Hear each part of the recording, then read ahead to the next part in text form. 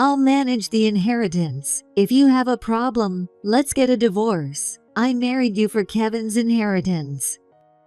Linda's words struck me like a bolt of lightning. If you don't do as I say, we'll get divorced. Okay. My reply came out surprisingly light. Linda gave me a puzzled look, but then quickly packed her things and left the house. Alone in the now silent house, I couldn't help but wish that today had been just a dream. A week had passed since my divorce with Linda was finalized. One day, I saw a familiar woman standing at the entrance of the company. It was Linda. A small factory manager like you should be the one begging me not to divorce. Linda yelled at me, but the executive vice president, Paul Davis, shouted back even louder. This man is the president of our company with 9,000 employees. Even you should understand what that means, you fool. Linda, not understanding what Paul was saying, was left speechless. I am John White, 63 years old. I'm the president of a semiconductor manufacturer. Our company has factories nationwide, mainly producing electronic components used in smartphones. It was originally a division of a larger company, but became a subsidiary when I was 40. Since then, the company has grown significantly and became fully independent when I was 50.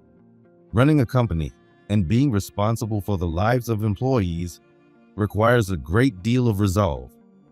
I've never been particularly mentally tough. As a student, I was the type to get a stomach ache during exams. So, for a while after the company became independent, I couldn't eat properly and lost about 44 pounds.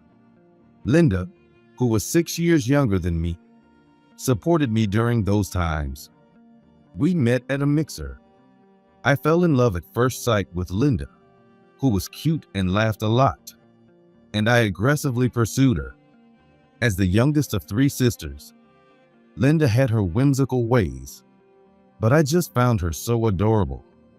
After dating for about 2 years, we got married. We have a daughter and a son, both of whom are now independent, married, and have left home. But they still care about me. Now, I live with Linda, and my elderly parents live nearby. My dad, Kevin, is 93 this year, and my mom, Nancy, is 88. Both were sharp-minded without any signs of dementia. But 3 months ago, my dad fell down the stairs, fracturing his hip and legs, and was immediately hospitalized. Fractures in the elderly can be fatal, and he weakened rapidly after being hospitalized. He couldn't stand on his own and soon became senile. Due to the current situation, we couldn't visit him at all during his hospitalization, and my mom weakened considerably without being able to see him. Eventually, my dad was discharged, but by then, he needed a wheelchair. I hadn't lived with my parents because of Linda's strong wishes, but now it seemed I had no choice but to live with them to take care of them. I tried to persuade Linda multiple times. I absolutely refuse to take care of Kevin. It always ends up being me who has to take care of everything. Linda had no intention of living with my parents. Even before, she would hardly visit my family home, maybe once a year. While my dad was hospitalized, I visited my family home every day to check on my mom, but Linda never went even once. However, the situation made living together seem like the only option, but thinking it would be too difficult, I decided against it and continued to take care of my dad by visiting daily. But last month, my dad passed away. After the wake and funeral, I finally had a moment to breathe. About a month after his death, my mom was visibly exhausted, although she had been prepared for it. It's common for elderly people who are not senile to suddenly become so after the death of their spouse. I was seriously worried about my mom and decided to stay at the family home for a while. It was very hard to see my mom, who wouldn't even eat unless I was there. However, All of her siblings had already passed away, and I am the only family she has left. I knew her life wouldn't be long, and I wanted to do everything I could for her.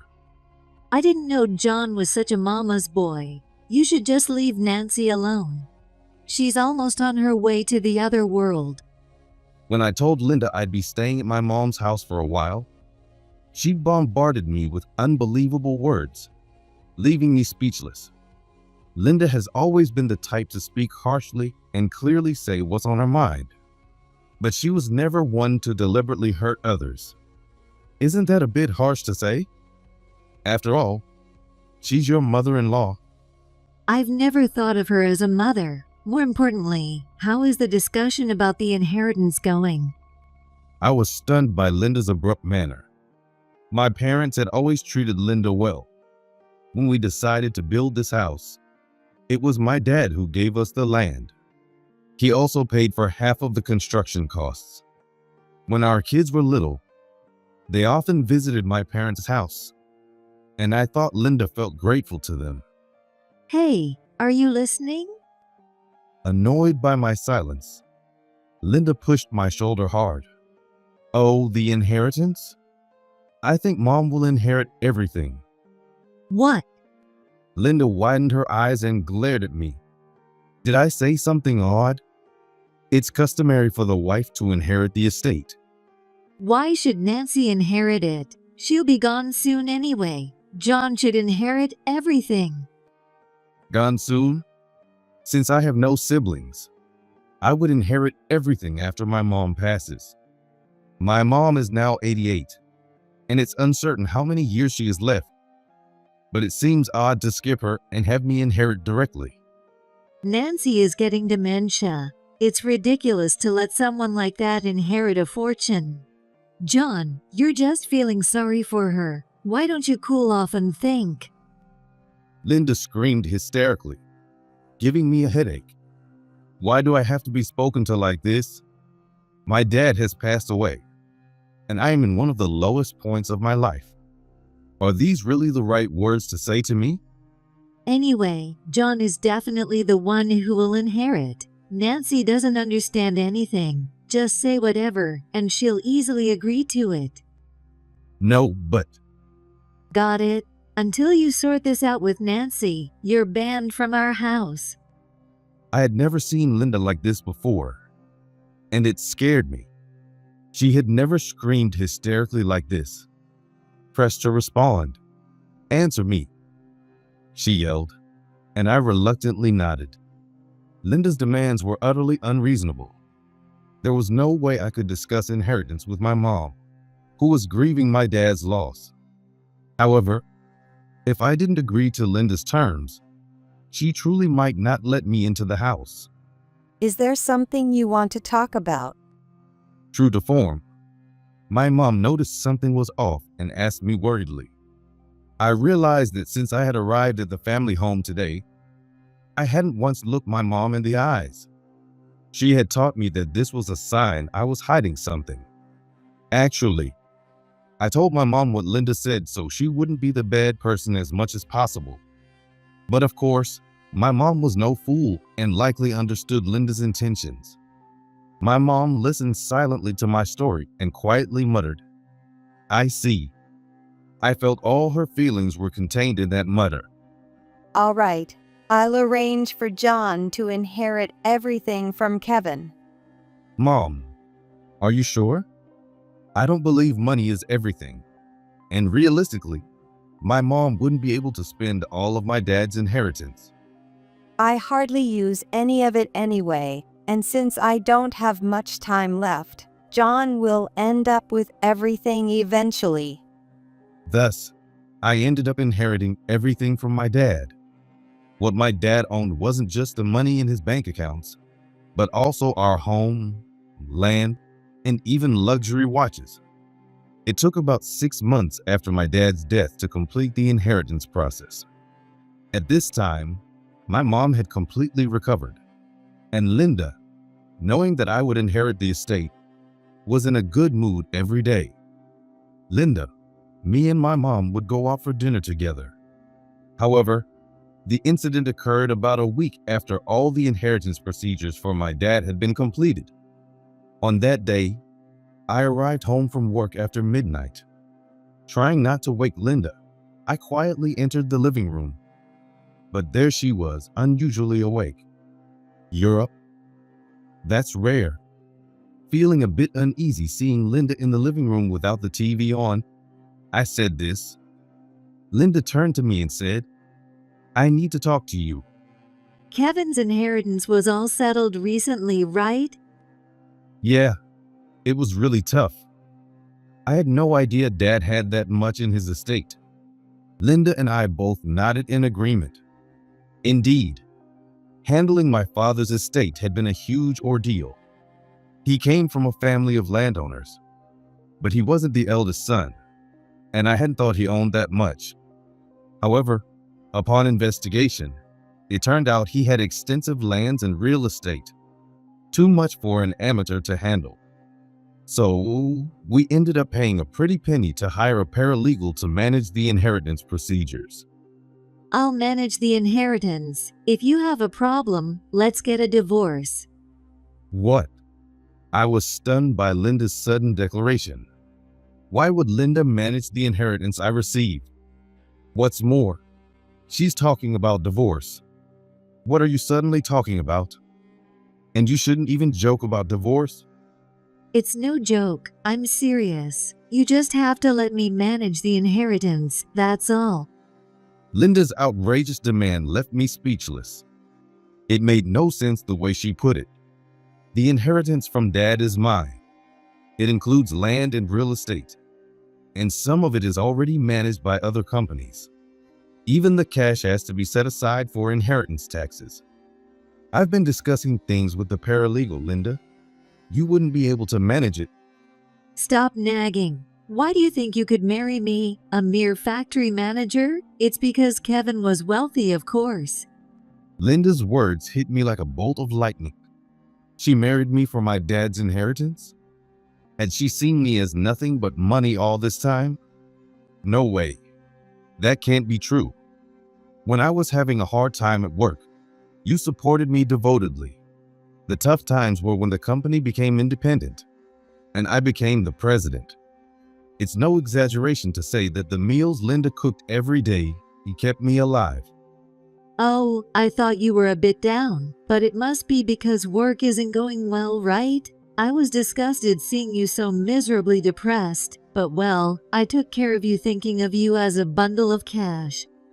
I used to buying nearly expired deli food from the supermarket and served it, but you ate it so happily. I really thought you were a fool watching you. I felt a darkness before my eyes. Indeed, at that time, our kids, who were college students, hardly ate at home. I remember the kids saying, "We'll eat at our part-time jobs," but their eyes seemed to pity me somehow. Probably, the kids had noticed Linda's true nature. Anyway, I will manage Kevin's inheritance. If you don't agree, we'll get a divorce. Saying this, Linda waved a completed divorce form. She had prepared even that. At that moment, I couldn't think straight. But I understood one thing clearly. I must not let Linda manage my dear dad's estate. It was because of this that my mom had looked troubled.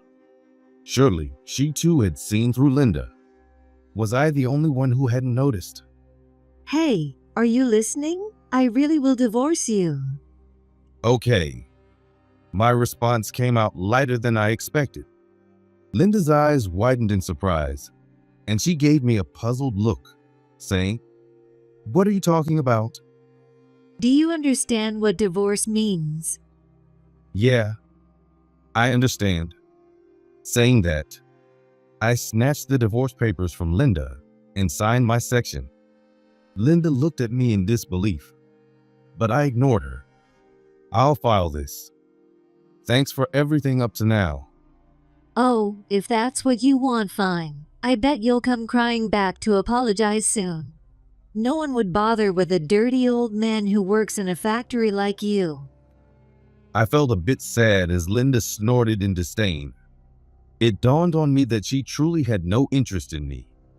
Indeed, she didn't even know what my real job was. That day, Linda quickly packed her things and left the house. Left alone in the now quiet house, I couldn't help but wish it had all been a dream. The divorce was finalized the next day. My hands shook as I submitted the signed divorce papers, which was embarrassing. I messaged our kids about our divorce, and they read it but didn't reply. I wondered if they were upset about the divorce I initiated without consulting them, and I began to question if my decision was wrong. After filing the divorce papers, I headed straight to work. John, is something wrong? The person who approached me was the executive vice president, Paul Davis. He is an employee slated to be the next president, highly competent and respectful towards me. Being approached by Paul must mean I look pretty awful. I even find myself wondering if it would have been better not to have divorced at all. Actually, I got divorced from my wife. Oh, I see. Paul seemed somewhat relieved by my words. The other employees also looked relieved. No offense, boss, but we've heard quite a bit about Linda. So, well, we're relieved. What? I was confused by Paul's words and tilted my head. What rumors about Linda? Seeing my confusion, Paul furrowed his brows in puzzlement. You don't know? No what? If it's not too much trouble, may I ask the reason for the divorce? Paul looked away awkwardly as he spoke. Despite my discomfort, I answered. It was about managing the inheritance. Paul's expression turned even more surprised. He had a look of disbelief. If you know something, can you tell me? It was natural for me to ask given Paul's reaction. He hesitated a bit, then shared information that intensified my headache and made me think about how to retaliate. A week after the divorce was finalized, my life had mostly settled down. I hadn't expected to get over things so quickly, but I was surprisingly handling the situation well. It also happened to be a busy time at work. It's the season when cell phone companies roll out new models, and we were getting requests for new semiconductors. So, everyone at the company was engaged in designing and developing, working busily every day. I saw a familiar woman standing at the company entrance. It was Linda. Seeing her for the first time in a week, Linda glared at me and yelled, "Come here." The employees noticed Linda and started to get restless. Honestly, I had no time to talk to Linda, especially since she was furious, and talking seemed futile. What's wrong? Why so angry? What do you mean what's wrong? Why can't I get into my house? My key doesn't work anymore. Linda screamed, approaching me aggressively. Even though she referred to it as her house, the house is in my name. Now that we're divorced, it's no longer Linda's house. We're divorced, Linda. Why are you trying to enter my house? Huh?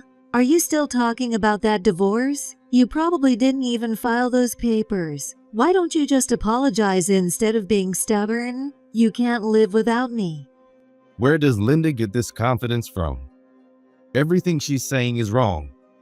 I filed the divorce papers the next day. I don't live there anymore. I'm planning to live with my mom, and I've put the house up for sale. I changed the locks just in case Linda tried to enter. Linda stood there with her mouth open. She had a look on her face that said she had no idea what was being talked about. That joke isn't funny, you know? It's not a joke. You were the one who wanted a divorce, Linda. I just signed the divorce papers that were already filled out. I always wanted to live with my mom anyway. I never needed that house. Daniel helped me pack up, and fortunately, it was over quickly. Daniel is my son. When I told him and my daughter Mary about the divorce, they came to the house the next day. Daniel told me, "I don't want to be the kind of man who can't judge character like Dad." Daniel often tells me he respects me, but recently he said I lack judgment in women. Apparently, even my kids thought Linda was off. I'm glad Dad realized how bad Mom was. Mary and I had been hoping for a quick divorce for a while. Daniel looked somewhat exasperated as he spoke. When I told him I was planning to move and live with my mom, he immediately started the process. Daniel works for a major real estate company. Daniel said that the house will sell quickly because it's in a good location. I still own it, but by next week, it will be completely transferred to the real estate company. So, my house is gone. I muttered to myself that the house was never really Linda's to begin with before responding. Yeah, something like that. Linda looked devastated, but I couldn't understand what she was so upset about. She was the one who wanted the divorce, and she was the one who left. To hear her claim it as her house a week later only made me sigh. So, I have to live with Nancy now? I absolutely hate that. Let's buy another house. I've said it many times, but we are divorced, Linda. There's no reason for us to live together. Find your own place.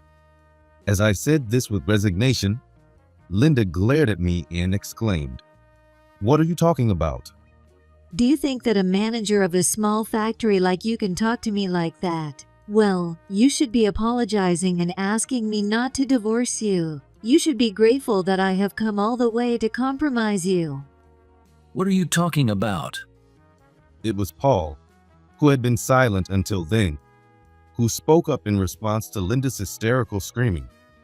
He looked utterly confused as he stared at Linda. Are you serious? This man is just a small factory manager, and you're his ex-wife? What's with this guy? Seeing Paul's obvious disgust, even Linda seemed a bit taken aback. As I calmed down and agitated Paul, I introduced him to Linda. He's our executive vice president, set to become president next year. Paul clicked his tongue in annoyance and reluctantly nodded slightly. Oh, so you're the executive vice president. That means you're his boss?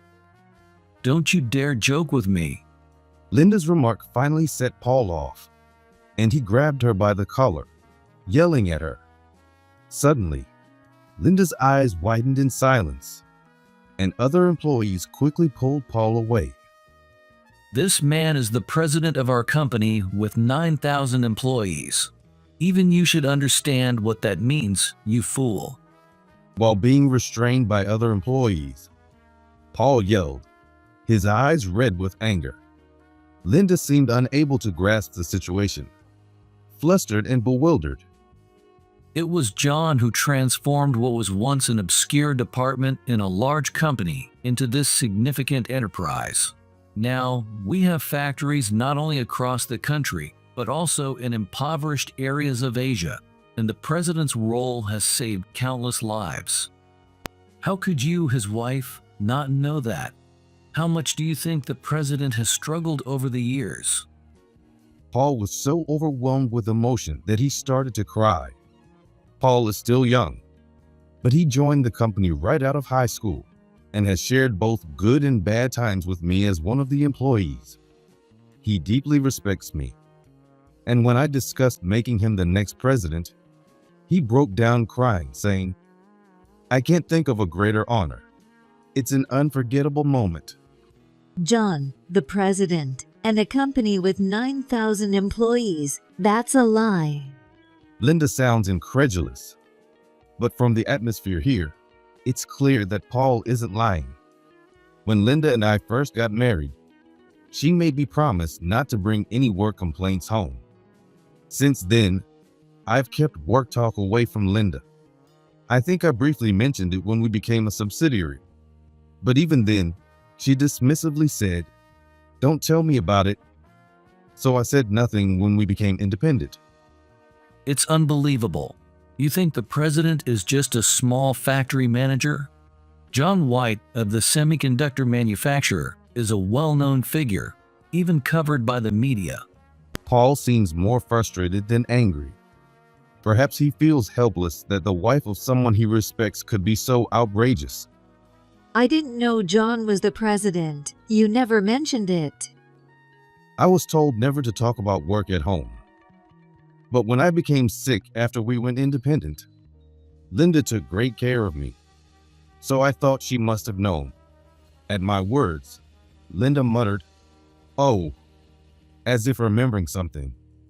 There were times you weren't well. I was just worried about you getting sick without decent insurance. I was no longer surprised by Linda's words. I had expected something like that. Paul's face twisted in disgust. How low can you get? And to top it off, you were cheating? That's just pathetic. What? Linda's expression changed at Paul's sudden remark. Seeing this, Paul asked me, "Oh, haven't you mentioned it yet?"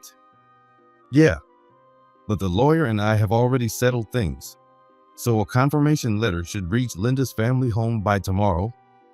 What? What are you talking about? "What?" "The fact that you were cheating with a man you met on an app." Hearing my words, Linda froze as if time had stopped. When I heard this from Paul, I was just as stunned. Linda's affair was apparently well known around here. Linda had been seen entering hotels with young men during the day multiple times, and Paul said they hadn't mentioned it because they thought I was aware and tolerating it. Upon learning this, I immediately hired a detective agency to investigate Linda. Despite hiring them after the divorce, they quickly gathered a substantial amount of evidence proving that she had been cheating even before the divorce.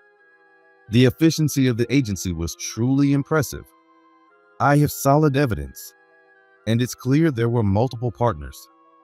I never thought it would come to this, but I will definitely be seeking alimony from Linda and her affair partners.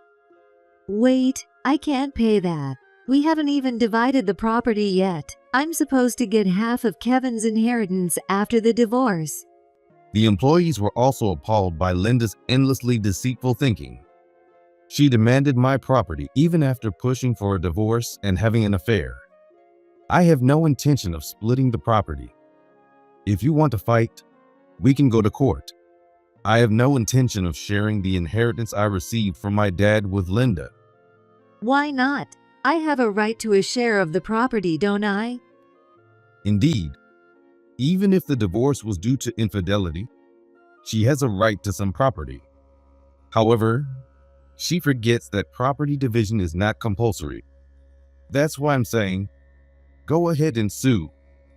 My money is for my children and mom. It's not meant for Linda, who unilaterally decided to divorce and cheated. That's impossible. I don't have the money to go to court. I anticipated Linda would say this. Linda had always used my credit card without permission and withdrawn money from the bank as she pleased. That's why she doesn't have an account of her own. I have solid evidence of the affair, and there's no guarantee you'd win a lawsuit. You'd better think about how to pay the alimony quietly. Wait, that's too much. Linda suddenly became meek, trying to play the victim. But there was no one here who sympathized with her. If anyone's behavior was too much, it was hers. Honestly, I'm not keen on the alimony. I really want nothing to do with Linda in the future, and I'd hate to get into a dispute over alimony. Honestly, when I heard about Linda's affair, I was certainly surprised, but I didn't feel shocked or sad. It made me realize that my love for Linda had long since disappeared. Please don't leave me. I'll take care of Nancy and be a good wife from now on. I'm not naive enough to believe those words. I heard from Daniel that when he and Mary were still in elementary school, you used to stay out overnight when I was away on business trips, and you made them promise not to tell me. Making kids lie. That's not what a mother should do. I glared at Linda, shaking with anger. Linda, unable to say anything back, just hung her head silently. Are you done here? Our president is extremely busy, managing both the company and supporting our work. We can't afford to waste time talking to someone as delusional as you. Paul, who clearly despised Linda, looked at her as if she were vermin. Linda finally left the office in sobs, as if she realized there was nothing she could do. After that, we proceeded to sue Linda for alimony due to her affair, with all the legal arrangements handled by an attorney. Paul arranged for the attorney, and when he said he would cover all the costs, I was genuinely surprised. He felt guilty for having known about her affair, but keeping it from me all this time. Of course, I paid for the attorney and told Paul not to worry about it. Linda had planned to leave me and be with her young lover from the app. But such young men aren't serious about marriage with someone like Linda. After being easily discarded, Linda attempted to return to the home where she originally lived. Now burdened with a substantial amount of alimony, Linda had no means to pay. Her parents had passed away, and her siblings had cut ties with her long ago. Daniel and Mary also said they had no intention of contacting Linda moving forward. At Linda's age, finding a job now would be difficult, and she couldn't even borrow money properly. It's easy to imagine where her life will lead now that she has resorted to dealing with loan sharks. As for me, I am about to retire next month. I've already finished handing over my responsibilities to Paul, and now I'm just supporting him as he transitions into the present role. Moving in together seems to have revitalized my mom. She's certainly more lively than before. It appears she had always been aware of Linda's true nature. Eventually, Linda resorted to loan sharks, and one can only imagine where that path would lead. You made your decision, and I didn't want to interfere, but I always wished you'd chosen a better wife. She said this with a laugh. Indeed, Linda was the worst kind of spouse, but I'm grateful that she gave me Daniel and Mary. Since the divorce, the kids have started visiting home more frequently. My mom looks forward to seeing her grandchildren, and her demeanor has brightened considerably. Recently, we learned that Mary is pregnant. Next year, she will become a mother, and my mother will meet her first great-grandchild. I have to live long. Good things happen when I stay alive. My mom said with a joyful smile. It's been a while since I felt this kind of happiness. I don't know how many years I have left with my mom, but I plan to cherish every day.